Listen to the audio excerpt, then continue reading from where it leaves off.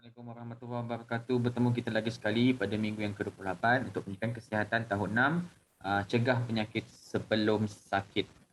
Okey, ini standard pembelajaran kita hari ini adalah 3.1.1 mengetahui penyakit bawaan makanan dan penyakit bawaan air dan mengetahui gejala dan tanda penyakit bawaan makanan dan penyakit bawaan air.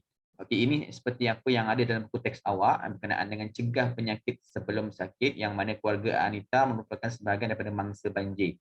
Okay, selepas beberapa hari, kakak Anita mengalami muntah-muntah, cerit-beret sehingga menyebabkan matanya cengkung, badannya lesu, ototnya kejang dan tubuhnya mengalami dehidrasi. Okey, doktor mengesahkan kakak Anita dijangkiti taun. Maksudnya penyakit berjangkit. Taun pun adalah sejenis penyakit berjangkit bawaan air.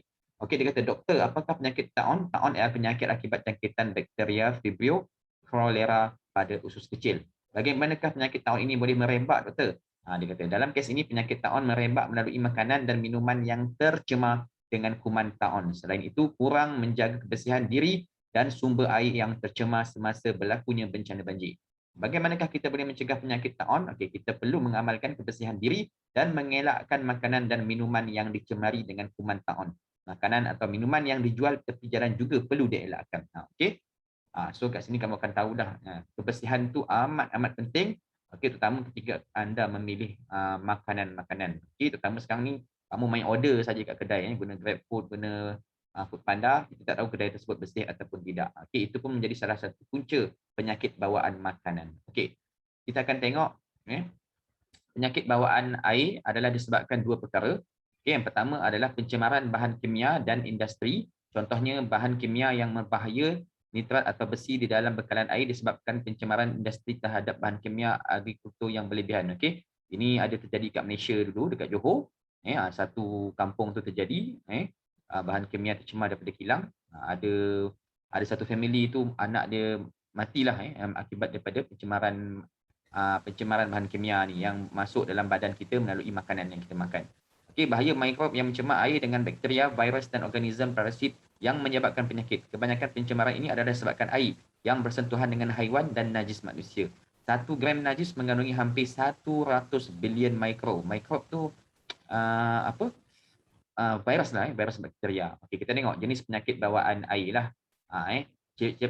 Beret dan gastroenteritis, ini bahasa sains dia. Sakit dan kejang abdomen, demam kepialu, disenteri, kolera, meningitis, penyakit cacing, guinea, hepatitis dan polio. Okey, seterusnya ini langkah-langkah melindungi diri daripada penyakit bawaan air. Yang pertama, pastikan air itu kelihatan bersih dan bebas daripada kelodak dan pasir. Air boleh ditapis untuk membuang bahan yang mencemarinya. Okey, kamu boleh minum mana-mana air tapi pastikan air tersebut bersih. Nak lagi kalau kita Islam, sucilah. Seterusnya, sentiasa minum air yang bersih. Gunakan air yang boleh diminum atau air bersih yang telah diperoleh melalui tablet atau cair pembersihan air untuk membunuh mikroorganisme yang bahaya di dalamnya. Jangan minum air yang tidak dirawat. Maksudnya, contoh kalau di rumah kamu ada air yang telah dirawat seperti kamu minum air filter ataupun kamu beli air yang telah dirawat. Ada macam-macam air kat luar tu. Yang penting jangan minum sebarang mana-mana air pipe lah. Okey, seterusnya yang pastikan mana-mana air yang disimpan mempunyai kualiti mikrob yang sesuai untuk kegunaan kerap. Okey, kualiti yang baik lah, kualiti air yang baik. Sebenarnya jika air disimpan untuk mandian, tambahkan cecair antiseptik Dettol. Maksudnya air yang disimpan untuk mandian, air dalam bilik air kamu tu, so kat situ pun sebenarnya ada virus juga. Okey, seperti dalam panduannya ke dalam air mandian untuk membunuh bakteria berbahaya. Seterusnya, amalkan kebersihan tangan yang baik. Basuh tangan dengan teliti menggunakan sabun selepas menggunakan tandas, sebelum menyediakan makanan dan sebelum makan. Okey, nak lagi musim pandemik ni, kamu lagilah kena cuci makanan kerap. Cuci tangan dengan kerap. Pastikan semua makanan telah dibasuh, dibersihkan dan dimasak sepenuhnya untuk membunuh bakteria dan kuman berbahaya yang mungkin ada di dalamnya. Selalu kalau kamu beli ikan, beli udang, kamu kena siang dia bersih-bersih. Kadang-kadang ada cacing dalam badan dia tu, celah-celah tu yang kita tak perasan. Itu amat membahayalah dan boleh menyebabkan keracunan makanan. Seterusnya, dapatkan imunisasi untuk melindungi diri dengan vaksin yang menentang penyakit. Okey, kita ada banyaklah. Kalau kamu masa bayi dulu, banyak vaksin yang dicocok dalam badan kita ni. Okey, salah satunya adalah untuk melindungi diri daripada penyakit berjangkit. Okey, terutama kalau siapa yang tukang masak tu memang dia ada satu khas imunisasi untuk orang yang menjual makanan. Okey, untuk tugasan minggu yang ke-28, kamu salin dan jawab soalan-soalan di bawah. Buat dalam buku latihan pendidikan kesihatan kamu dan kamu hantarlah dekat guru pendidikan jasmani pendidikan kesihatan kamu. Okey, soalannya ada 2 je. Yang pertama, senaraikan 3 jenis penyakit bawaan air. Kamu boleh pergi balik dekat slide saya tadi. Kat penerangan saya kamu tengok dan kamu buat. Seterusnya tuliskan langkah-langkah melindungi diri daripada penyakit bawaan air berdasarkan gambar yang diberikan. So kamu tak perlulah kamu tak perlu apa lukis gambar, kamu just tulis je. Nombor 1 ni apa dia punya langkah-langkah, boleh tengok kat sebelah.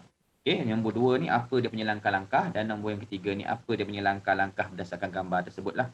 Okey, kat mana kamu boleh tengok dia punya jawapan tu? Ada kat sebelah sini yang mana satu. Okey, ada kat sini. Kamu nampak ada pasal antiseptik. Kamu ceklah ada perkataan antiseptik tadi. Jadi cikgu rasa itu saja untuk minggu ini. Yang baik datang daripada Allah, yang buruk datang daripada saya sendiri. Terima kasih kerana menonton hingga habis. Like dan subscribe channel Kelas Cikgu Jai kalau kamu rasa okey channel ni.